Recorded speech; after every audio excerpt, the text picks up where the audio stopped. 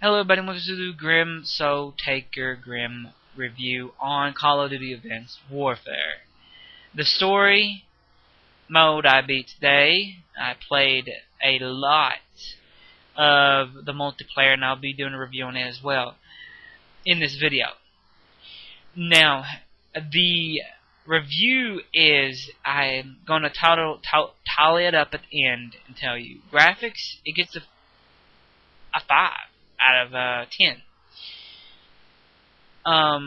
The gameplay, the game controls, play just like Black Ops if you set it up right, which I had to set it up the way Black Ops did because I was getting confused.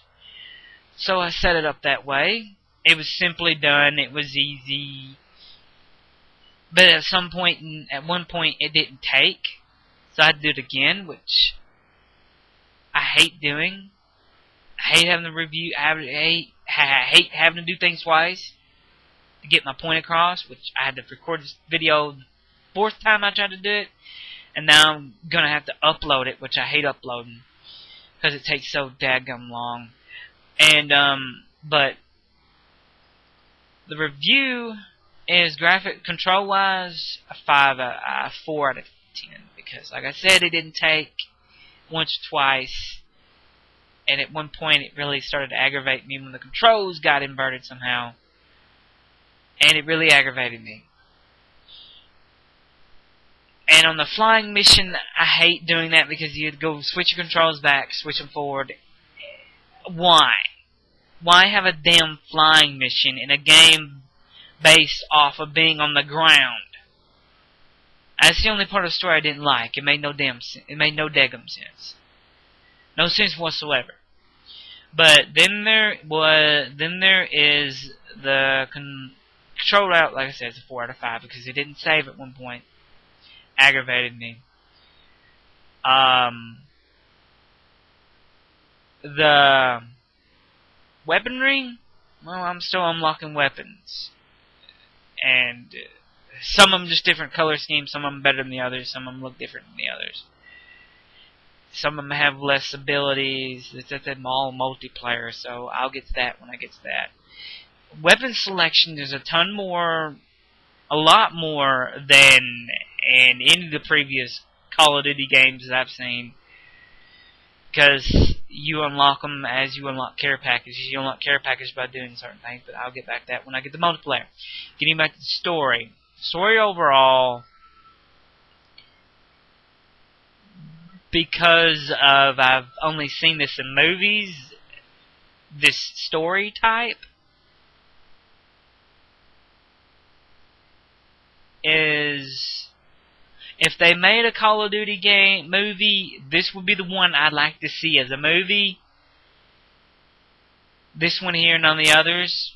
Not even Black Ops. Black Ops 2 was just horrible, and trying the game developers who took over the Call of Duty games, they're the only ones that can develop it now, just like the only ones that can develop a football game now is EA because their little pansy butts got outsold because of 2K Sports. They got outsold, and they got mad, so they got the little panties in a wad and made it where only they could do it. EA, yeah, I'm not gonna say it, but everybody knows what I'm thinking. Now, as for the game itself, overall the story gets, because like I said, I've only seen movies, 5 out of a 6 out of 10. It's pretty overall. It was pretty good. You know, it was pretty good. I'm being brutally honest. The graphics were awesome, but this is next gen. This is what you expect. But Sledgehammer really went out of the way and made it look so realistic. I mean, at one point I thought I was watching a real movie and tried to pause it. I was doing it on PlayStation 4. It's my first PlayStation 4 game.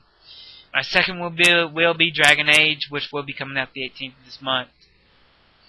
I will be playing it and doing a full review when I beat it. I won't be doing it in the online mode before that, because I really don't like the characters that you get to be. But at some point, I digress. I'll get to multiplayer. But the ending of the story was, I hated the way you couldn't use one arm to pull a trigger on a gun. So you had to just drop the gun, pick up another one, and that became tedious and annoying as heck. But thus part of the story, but still tedious and a pain in the butt. Is how you looked. You couldn't even get a good beat on somebody, so yeah. But the ending of the story was pathetic. I didn't like how you ended it. I'm not gonna spoil that. I want to leave this spoiler free. The multiplayer hardcore mode sucks. Yeah, you got a respawn time? When did they put a freaking respawn time in multiplayer games? That pisses people off. It pissed me off a lot. I'm like, man, I'm waiting 12, 13 seconds because I was in there long enough. I was in there a good long time, and they penalized me for being in the game a long time. But if I get instantly killed out off the bat, it's 2 seconds and I'm in. That's hardcore mode. That's stupid. That's pathetic. Hopefully the next game won't have it. There were some ghost issues. I say ghost issues because Ghost had some issues in multiplayer. Launching a grenade out of a cannon on your arm.